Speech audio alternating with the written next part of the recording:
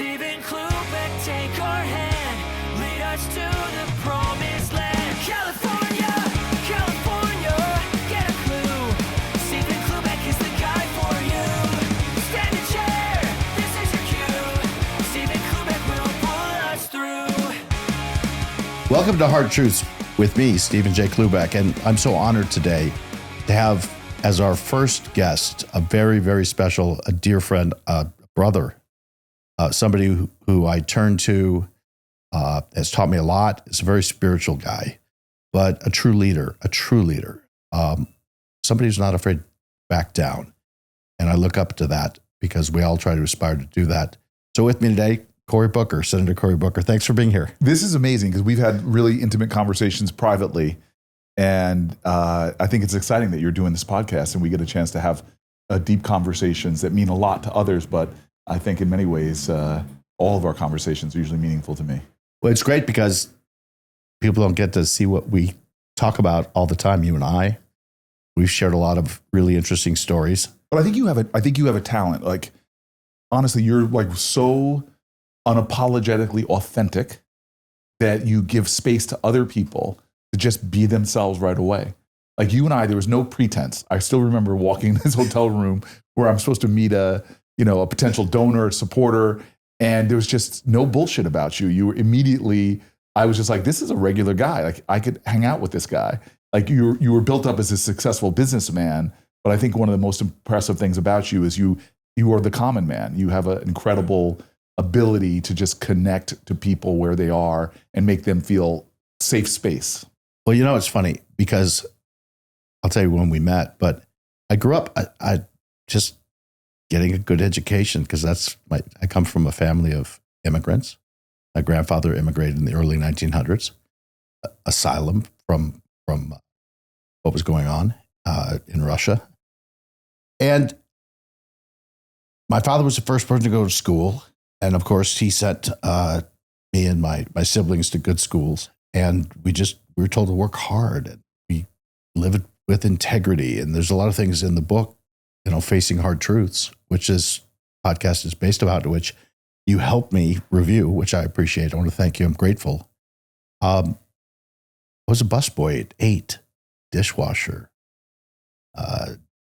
assistant cook, waiter, and I've always been in service, and life kind of full circles itself. I did speech and debate in junior high and high school, and all of a sudden I'm always been in politics, but I grew up, wanted to be a doctor, a surgeon, and pivoted. I learned to pivot. What did your family think about that? Because a nice Jewish boy aspiring to be a doctor, but then you shifted out of sort of the expectations that were put on you into doing something very different. Yeah, that was the senior year of college because my parents had spent all this money to create a doctor. Brandeis ain't cheap. Brandeis was not cheap. And, I was not very good at school. I got by, but I didn't know I was highly dyslexic until my oldest son was diagnosed. And I don't even know how I got through school, but I was negotiating grades. That should have been my first indication. Hold on, what does that mean? You were negotiating grades? Well, if I got like a C-, I wanted to get a C. Or if I got And so you would go in and talk to the professor? I'd always go into the professor and I could get a half a click on a grade. Easy every time. I could go from like a C+ to a B- just with a negotiation. But I did get an A in human memory. Which is probably better education than whatever class. I learned logical tree thinking, organic chemistry lab. What is a clear liquid? They give you a clear liquid. What is it? You got to figure out what it's not. It was logic tree thinking. And I learned negotiation young.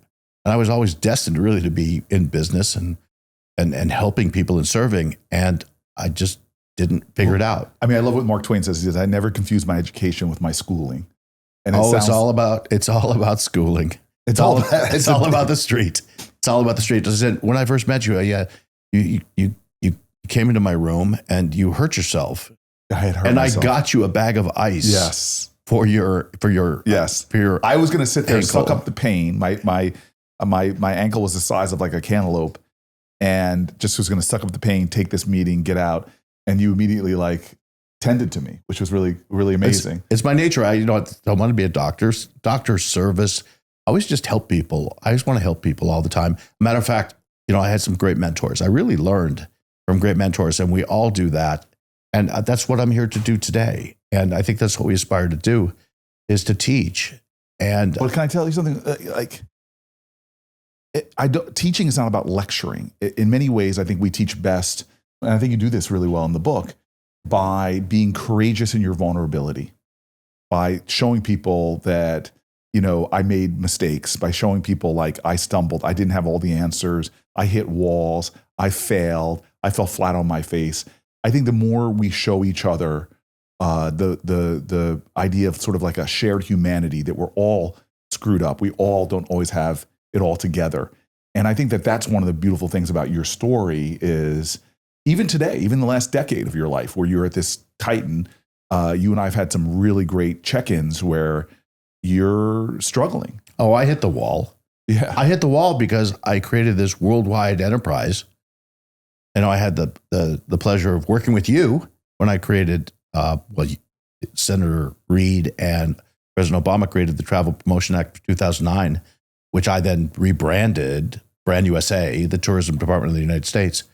And you're on top of the world. You're basically the head of tourism in the United States, reporting to the Oval Office in the West Wing. And by the way, for me, that was fun because I got to hear you say, like, see that, like, when I first became mayor, I was like, just let's attack stupid.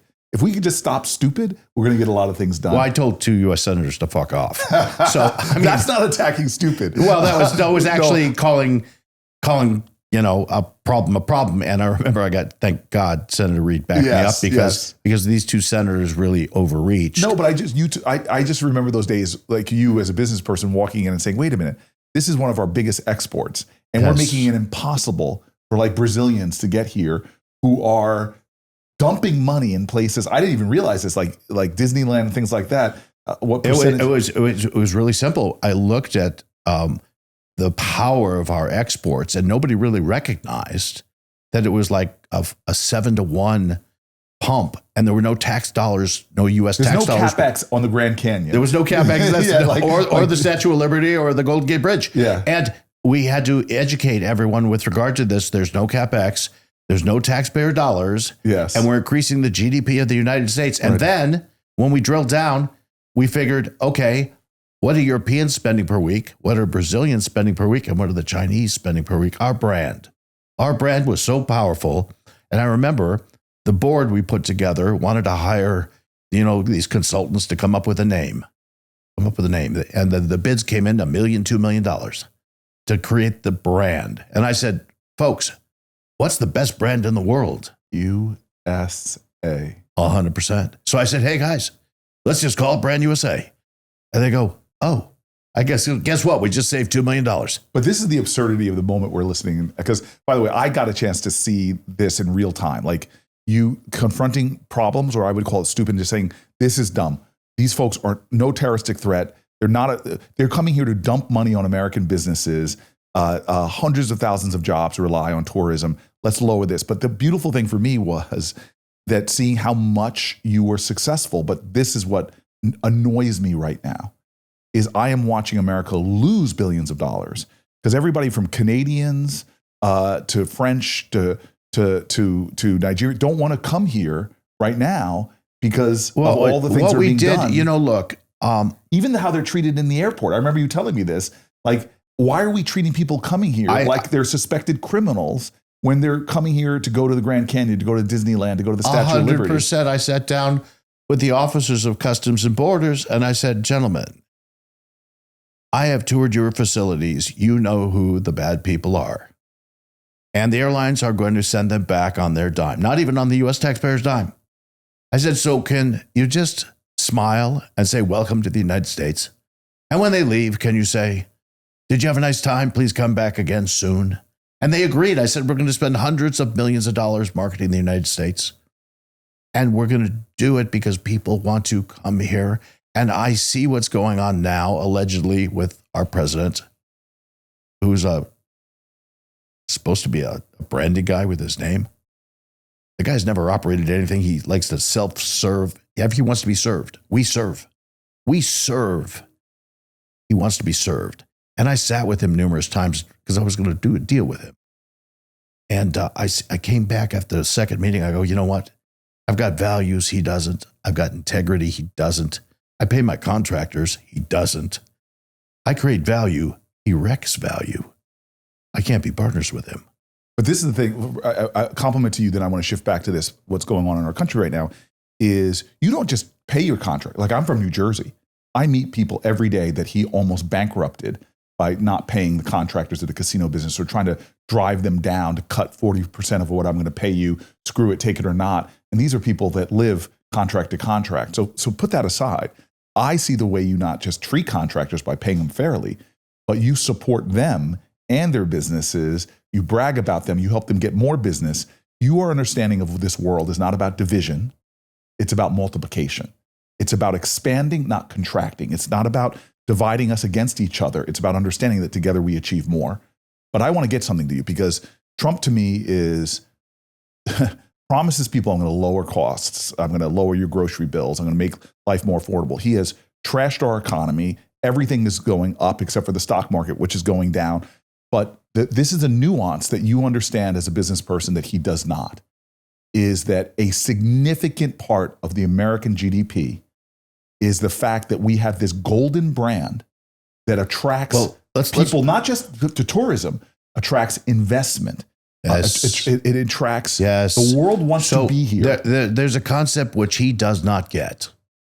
It takes decades and decades to build a brand. Or a reputation. Reputation, same, and we'll go into that because it goes to integrity and reliability and the sanctity of who we are as Americans and America, and minutes to kill a brand. Minutes. And I harp on this every single time. And I see these reality TV moments where relationships are to be cherished. And he wants to abuse these relationships, where I'll sit in the back of a theater and clap for my team. I don't need a trophy. He always wants the trophy. And that's the thing that just burns me, is that he has bankrupted his companies 7-8 times, and now he wants to make America the 8th or 9th bankruptcy. And let me tell you this, let's go to integrity for a second, because and that's one of the hard truths in the book, integrity. Well, I want to talk about that, because you and I joked this morning that we both ran things. You ran a business, I ran a city. I know what it was like in the recession not to be able to make payroll and really struggle trying to figure out, because a city government has to live on its own self. It can't print money. Nope. But this is the thing that I found. I made mistakes. One of my best books that I'm never going to write is all the mistakes I made in the first year. As we grow from our mistakes. Yes, it's valuable. It's incredibly valuable. And I went from being a guy who had never managed thousands of employees and all of that to getting really good at it. And hiring is one of the most important things. I've seen your teams. I see how good you are. And I used to think you just hire for skill. The most talented people hire them. Now I moved talent down 2 notches. It's third that I look for when I hire. The second is, are they going to add to my culture or take away from my culture? The synergy with the team. Well, and the first one, let me just finish. My first rule in hiring is shared values, character, morals. Where is your moral compass? Because I made big mistakes when I first started out in politics, thinking this is really talented, but they did not share my values, and they undermined the integrity of my organization. And so I know you hire the good people I see around you, make you better. They compensate for where I always say people are mountain ranges. We all have peaks and valleys. Find people in your life that make your peaks higher and help you with your valleys. 100%. I always want to sit in the back of the theater and clap for my team. I want them to get the trophy, and I take the incoming bullets. Yeah, I'll take the shot. So, I want people to watch. You should make available on like on YouTube or something your episodes of Undercover Boss. I think they are so instructive to what leadership is about. Thank you. And they're emotionally moving, and they show how much you love. I didn't even know the show invited people back 4 times. No one's been on the show more than me, and it was enlightening. I learned a lot because as a chairman, founder, CEO, people don't tell you everything, and I didn't understand what was really happening with my team in their daily life. And so now let me get to the point of integrity. Leadership is not a title or a position. It is an example and action. You may have been, you and I both know CEOs that are not great leaders.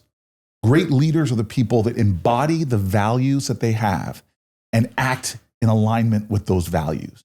And to have a president of the United States, the highest moral position, so trashed because he does not embody the best of American character. To watch him on Memorial Day, what he was, the spewing hate and darkness that he put on his Truth Social. Well, look at the way he was trained. I always study people to see how they've grown up and their actions, because their actions speak volumes. Yes. And Roy Cohn was his father's attorney. He's the master of lie, deny. Okay? And that's the essence of this president. Lie, deny, making things up out of thin air, always him being the center of attention rather than us, we being the center of attention, not relishing relationships. And when I hear the Secretary of Treasury say that he loves to live in chaos, I do too. My chaos is with heart. His chaos is with hate. And it's about him always being served. And and the Secretary of Treasury said to me, he likes to play the game Crazy Ivan. I said, what? Because I said, where are we going? But we're all confused right now. So we have no stability. And the United States was always known for its stability. But it's more, look, one of my favorite stories about leadership is a story about Gandhi. I don't know if it's apocryphal or not, that he was sitting in his tent. People were coming to visit him and have an audience with him. This mother came with a child and said, my child is getting very sick because of their poor diet. You emphasize dietary discipline. Would you tell my son to stop eating sugar? And Gandhi looked at her patiently, looked at the little boy back at her and said, no, I will not. And she seemed disappointed. She started to protest. He goes, no. Come back and see me in 2 months. So the woman leaves disappointed, waits in line 2 months later, finally gets into the tent and says, Mahatma, you had said for me to come back. My son, I'm worried about his health. He eats so horribly. Would you tell him to stop eating sugar? Gandhi looks at her, looks at the boy. Now he gets up, walks over, puts his hand on the boy's shoulder. And the boy's obviously affected. This great man puts his hand on the shoulder and says, my son, you must stop eating sugar. And the boy is affected. The mother's pleased. She says, thank you. This will make a difference. He's heard from this light. And she starts to leave. And then she stops and she says, but Mahatma, forgive me if I'm disrespectful, but why didn't you tell my son 2 months ago to stop eating sugar? And Gandhi looked at her patiently and said, because 2 months ago, I was eating sugar. It is the power of leadership by example, so much stronger than somebody who says, do right, but they walk wrong. And that's the alignment we need. So it goes to a concept, you've got to always walk the talk. Yes. And I have this expression in the hotel business, I fix broken brands. And I've done the most unthinkable and the most every single time, whether it was renaming the airport in Las Vegas or creating Brand USA or fixing this 20-year-old broken company. Everyone said, you can't do it. It's unfixable. And I took risk.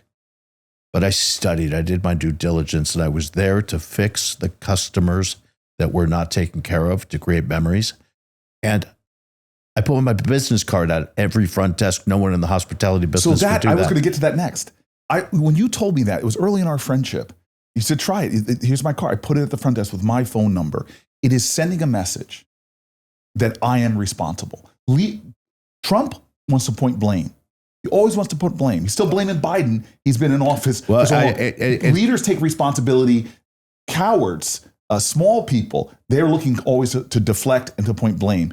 Your card is right there. If something is wrong, I am the head of this company. 100%. So I would respond to guests and they would be blown away.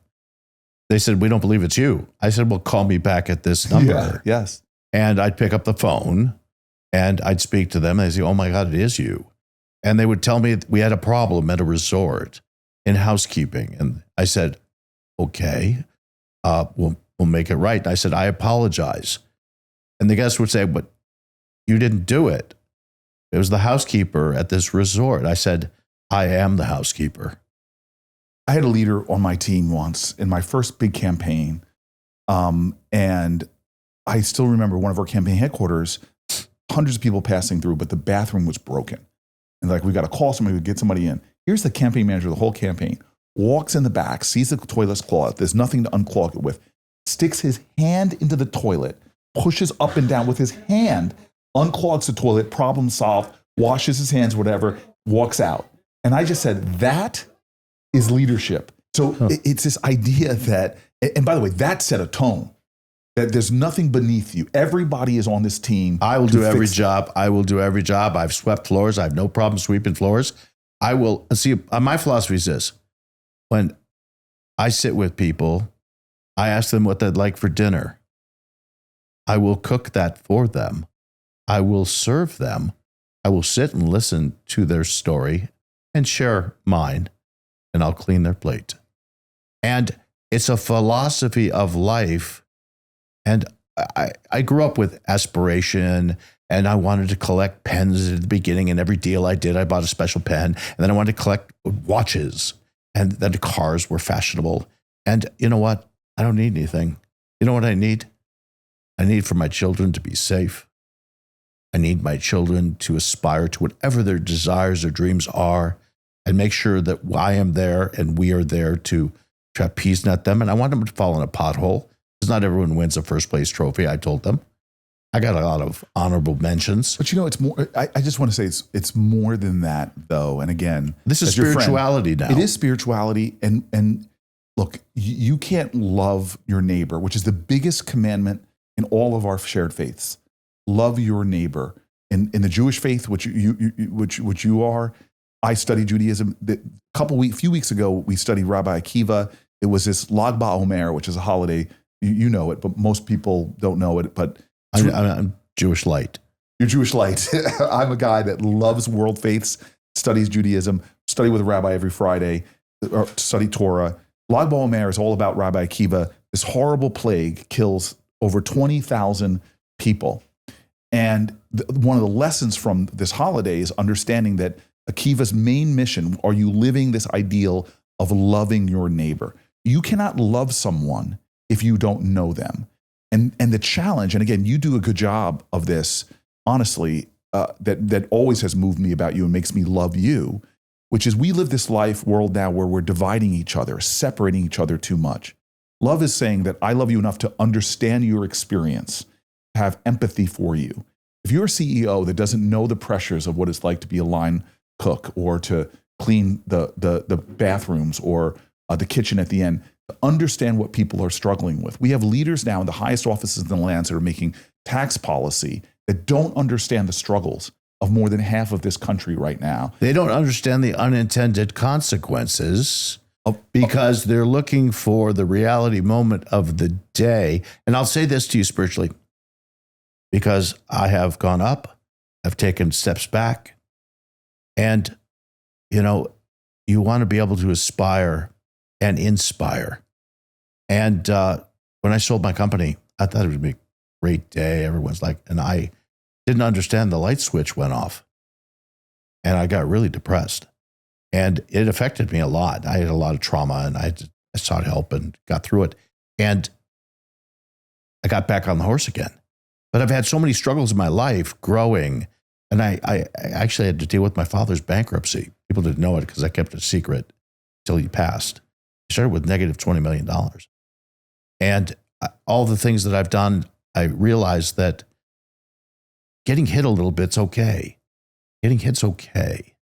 It's actually growth, and I actually enjoy it. I like the chaos, and you know I'm a little crazy. Good crazy. I've been told by pastors I'm good trouble. And, you know, it's a part of life. So I've seen that we've kind of insulated our children a little bit and helicoptered them. And they've got to learn some hard lessons, hard truths. And you've got to live, with integrity. You've got to live with being a good human. But it means, you know, Brian Stevenson talks passionately about the importance of us being proximate to each other. Not being present. Yes. And so we live in a nation right now where the policymakers, people in the Senate like me, don't are not making policies as if they understand the struggles of the average American. This tax bill, to me, which is the biggest transfer of wealth, literally lower income, working class people in America will pay more to give tax cuts to the wealthiest in America. Now, you and I are both the kind of Democrats that are like, we want to celebrate success. Like 100%. I want Capitalism, rah, rah. Yes. Hell yeah.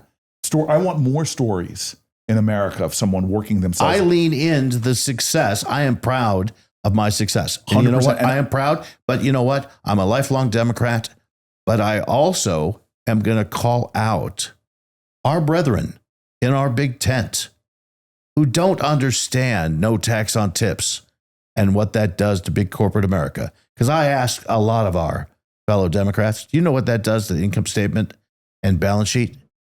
And they said, well, no. I said, what do you mean you don't know? It reminded me when I was dealing with Brand USA and they were voting on China policy and they've never been to China. I said, how are you doing that?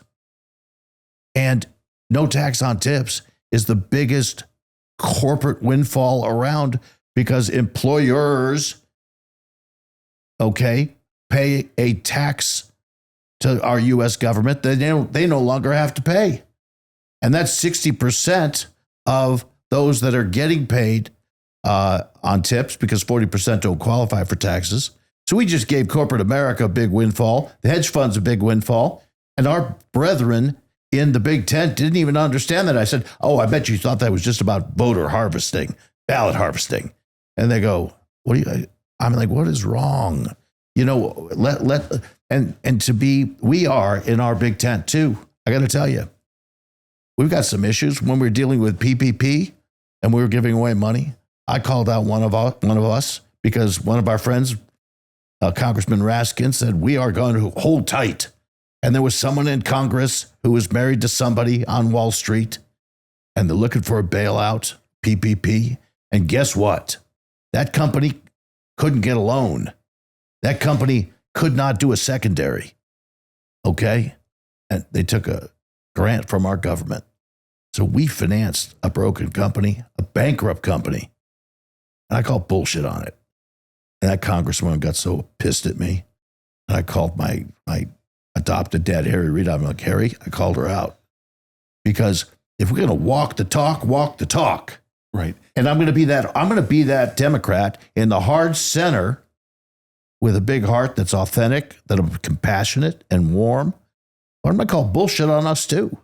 Well, I mean, this in the same way that we want people to invest in things that get a return, the greatest investment we can make is in the greatest natural resource of this country, which in a global knowledge-based society, it's the genius of our children. 100%. And so for our country to be cutting things like food stamps, which the average family with kids stays on food stamps just 1 year. They fall on hard luck and they get literally the sourcing the nutrition of a child pays so much dividends in their long-term productivity. 100%. In fact, every dollar you spend on a child getting them above the poverty line so they don't have that insecurity, that cortisol pumping into their developing brain, every dollar you do just to return for our economy, returns $7 to our economy because kids above the poverty line are more productive, more likely to be entrepreneurs, more successful. The reality is you and I look at this as investments. I was like, and when I was mayor, what am I going to do to grow my tax base, create more 100%. opportunity? What am I going to do to cut the things that we are spending money on that make no sense?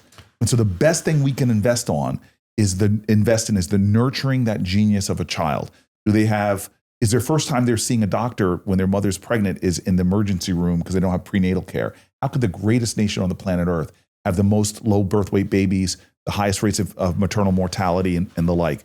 The next thing is, so make sure they're born healthy and strong and don't need to spend time in the NICU when we could have avoided that with prenatal care.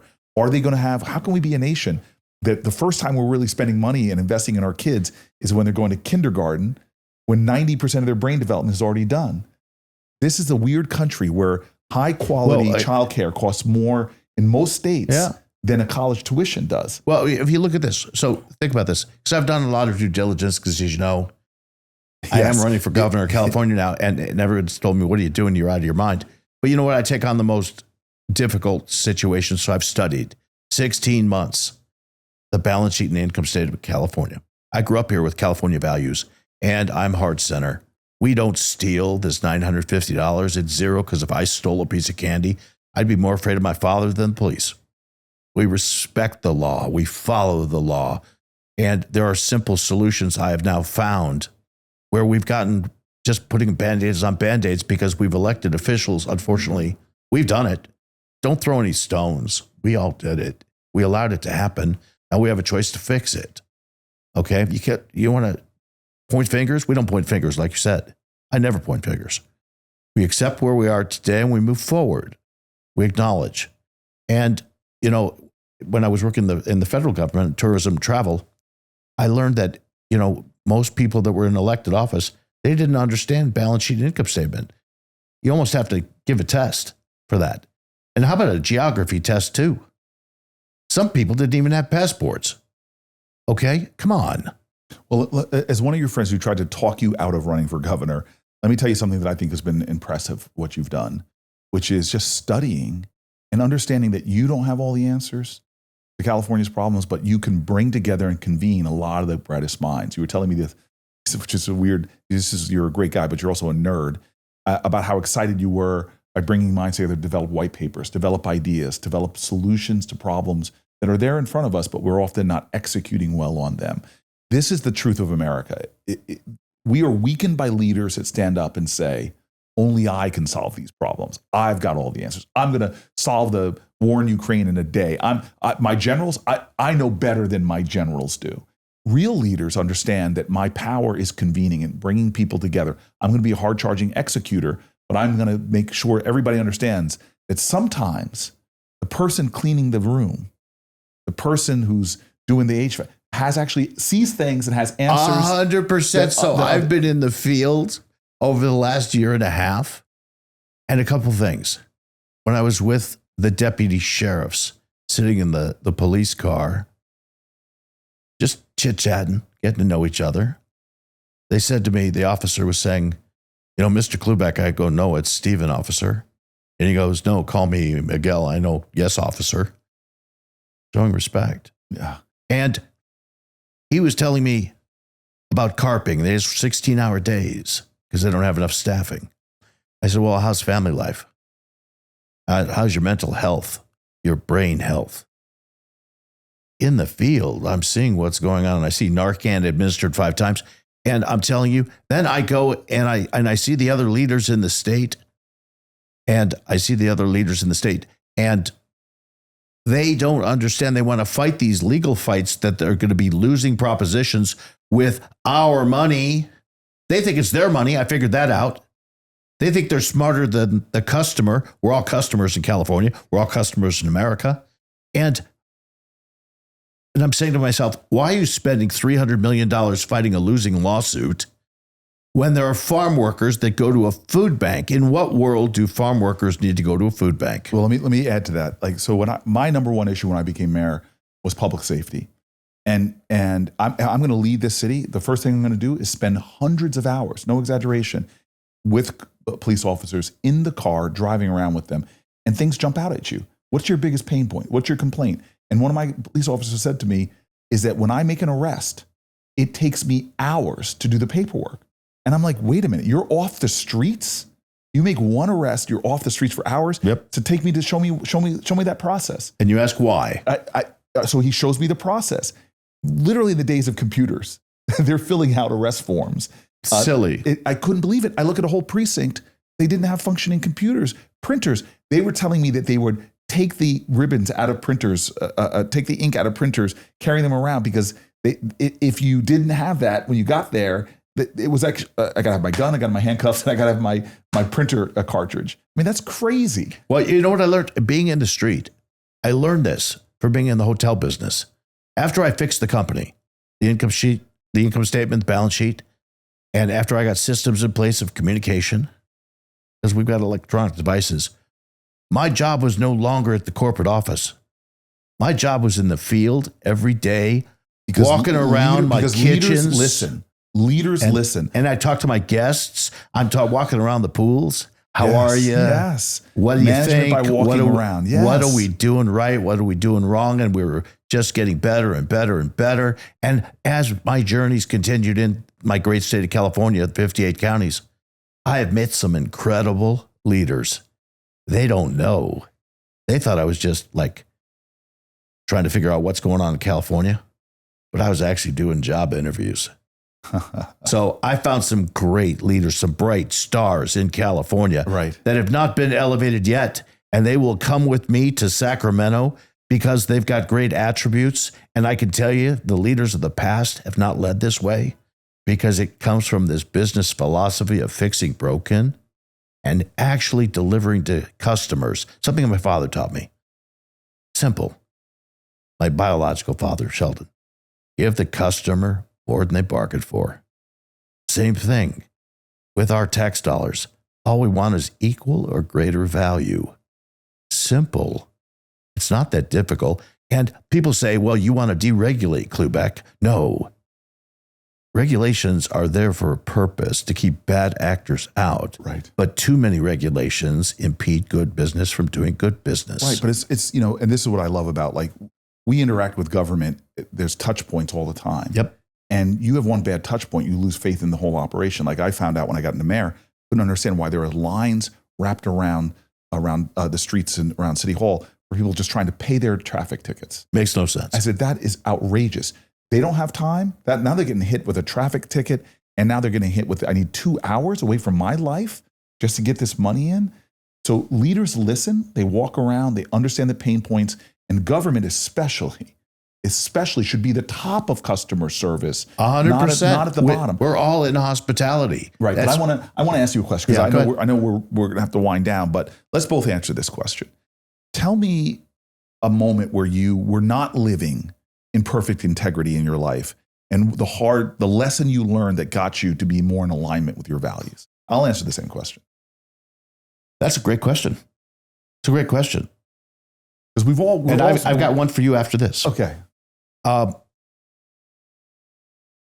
When I lost my purpose in life, when I sold my company, I lost my purpose. I fell and I hit hard. And I had to pull myself back up in the deepest way, but I had to see the precipice of hell. And because I lost my will, because I wasn't on the world stage, and I knew I had something to offer, but I was rudderless. Yeah. And I had to dig deep, and I had to figure out the following. I had to find the love for myself again. No, I remember you too. And I'm very open about this because it's very important. That's why I'm so impactful when I deal with those that have fallen into homelessness. And I take care of those in that. And I speak to these folks. And I said, you know what? You think you got it bad? We all got it bad sometimes. Okay? It's not just you. I've been there. Everyone's got it. So if you become self-aware, you got to love yourself again. Love yourself. You got to put on your oxygen mask first before you can help others. And you got to be open, honest, and okay, everyone makes mistakes. I've made mistakes. You raise your hand. Okay, we're all human. Yeah. But you have to have integrity. I have to say, I remember those days, and I was worried about you. And then I remember when you clicked in again, you're like, Cory, first of all, I'm not drinking anymore. You started like straightening your life and reassessing your purpose, which was really exciting. Yeah, because, look, every business, you pay a price. Whatever you do in life, if you're really successful at what you do, I never worked a day in my life. And you have to have passion. I always have passion. And in every business, you pay a price. If you're in the hospitality business, what are you doing every day? Well, but I think I just as your friend, like I saw you wrestling with that darkness. Oh, it was terrible. And I've when I've been utterless, the worst of my vices come out. But in life, I think having a purpose-driven life, having a mission, having what they call BHAG, one of my favorite business books, a big, hairy, audacious goal. And I know you are better. You are your best when you have a great challenge of service. 100%. And so I've watched you with the Boxing Commission. I've watched you in Nevada. I've watched you with the Brand USA. I caught you at the tail end of your businesses. And it's amazing how when you have a big enough why in your life. The why is huge. Yes. And when you have a big enough why in your life, you suddenly have no patience anymore for the things that are distracting you, undermining you. But I do love this thing about, to live a life of loving others, you've got to start first with yourself. And I think 100%. that's something you stared at the darkness within you, and somehow you were able to ignite again, sort of light. Everyone can. And I tell everyone, you could do it. I mean, I've done it so many times in my life, but I mean, I went to the precipice of hell, and I'm not ashamed. It's just, okay, I said, what's left? Well, there was a lot more left, and we're doing it now. So I say to everyone, there is a lot more left. Not just love your neighbor, love thyself.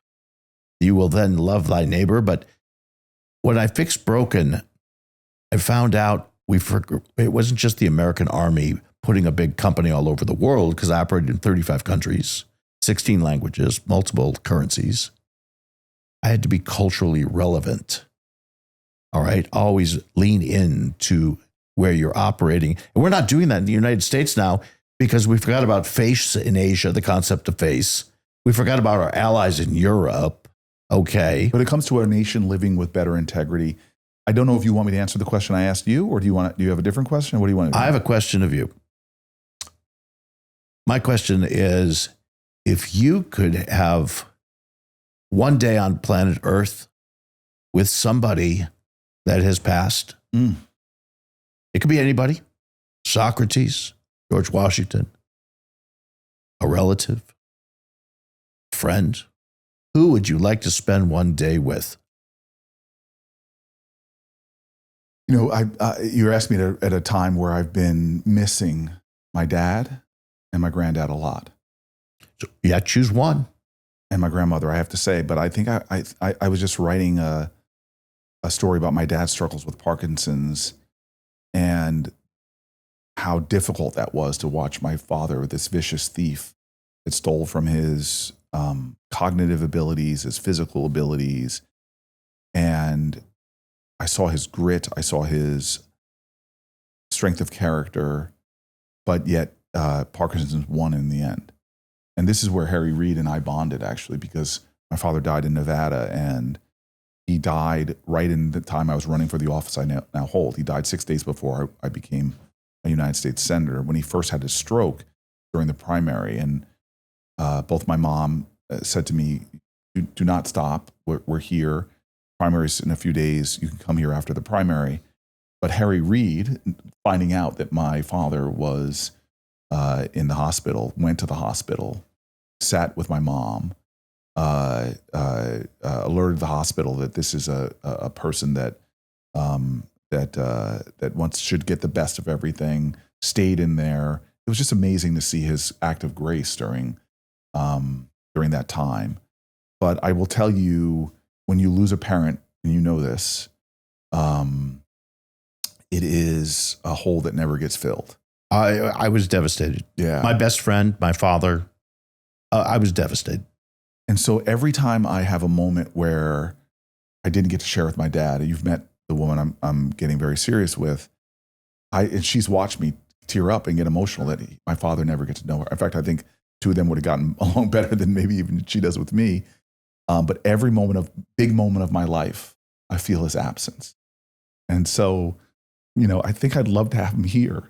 If we're going to talk about our fathers, we're both going to cry.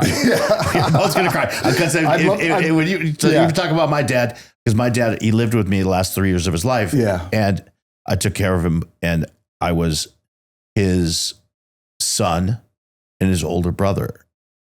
And he didn't have a brother, let alone an older brother. Yeah. And it was so juxtaposed, but I would say to him in a very sweet way, how old are we to understand and have compassion? And I learned some great stories about my dad. And, my dad traveled with me everywhere. I worked for him. He worked for me. And, it was just. But isn't that amazing in the end? You're getting stories. We're both going to fucking cry right now. Yeah, it's but just you're ridiculous. Getting stories it's crazy. Don't do this. But it's amazing that when you're at that last minute where you have just a little bit of time left, I was still learning things about him. Oh my God. Yeah. And still hearing stories. I thought I knew all this part about when you were in college or what you did here. And so to lose that. And I was dealing with Alzheimer's. So yes, you and I got, we'd have dinner and I'd order his dinner and he'd have his ice cream. And of course they'd take it away. And he would say, "Where's my ice cream?" So I would just lean into it and say, "Get him out of it. You forgot the ice cream," to the waiter. And I'd wink at him. And we'd go to the same restaurants. It was kind of a show after a while. I limited him to 3 ice creams, but because I let him eat whatever the hell he wants. But I mean, you learn so many things. I mean, I learned stories about my father when he went to Cuba. And I'm like, well, you never told me that story. Yeah. And after dinner, and we're in Las Vegas, he said, "I'm going home to see mom and dad." I said, "Where are you going?" He goes, "I'm going to Chicago." Yeah. And so I'm like, you just lean into it. Yeah. This is a song by Luther Vandross, "Dance with My Father Again." Oh, it's the best. And so I hear that song. I'm a white boy, but I know Gap Band 12-inch, outstanding, okay? So I hear that song and I think of all of the things, if I could have one more conversation with him, one more walk, one more just heart, that's that. And that song, I hear it and that's what always triggers in me. But I will tell you this right now. This is word nachas that you know. Nachas is support, yeah. I know that your father and my father. Oh, they're looking at us. They're in heaven looking down at us. And they're going, "What are these two knuckleheads doing?" And I'm telling you this, it's good. We'll end on that note. But I want to tell you this, my dear friend. Yes. I am so grateful, utterly grateful that you have come on this first show. Let me give you a prayer. And I hope I fill this in your life. You fill this in my life. Because you and I are sitting here. We are at a great period in our lives, but we know each other well enough to know all the faults and the foibles. And we share each other. Right? So there's a prayer. God grant me at least one friend that really knows me and is still my friend. Otherwise, even though they know me, they're still my friend. I will always be your friend. My brother, I will always be your friend. I am afraid for you. I told you that this morning. Pinky promise. You get a pinky promise. I don't know if I'll move this mic, but I'll pinky promise you. We can do that pinky promise. Okay, you are stepping out into a political world that again, I've tried to talk you out of it. I'm afraid for remember I said this to you. I'm most worried about your heart. I've seen you tackle every challenges in government, in business, in philanthropy, and excel at it. My prayer for you, besides that you have more than just me who loves you unconditionally, despite your high places and your low places, I love you unconditionally. But my prayer for you is that God uses you to serve in ways beyond your wildest dreams. But even along the journey, you never forget what you learned in that dark place. Love yourself. Source your joy from within. I promise you this. Yes. I know the assignment. Yes. I'm going to slay it because I got California Riz. God bless this great state that did so much for my family. It will be the bully pulpit again of the United States. Yisrat Hashem. Thank you. Yisrat Hashem. Thank you.